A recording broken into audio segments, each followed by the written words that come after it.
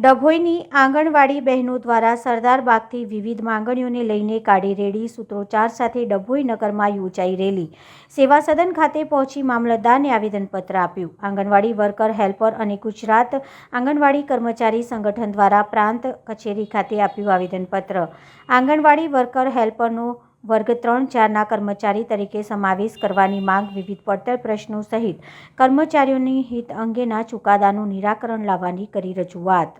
સંગઠન ડભોઈ તાલુકાની પ્રમુખ વસુબેન બોલું છું। આજ રોજ અમે આવેદનપત્ર આપવા આવ્યા હતા કલેક્ટર ઓફિસમાં કે જ્યારે સિવિલ કોર્ટ હાઈકોર્ટે અમારો ચુકાદો આપી ચૂક્યો છે કે આંગણવાડી વર્કર હેલ્પરને વર્ગ 3-4ના કર્મચારી ગણવામાં આવે।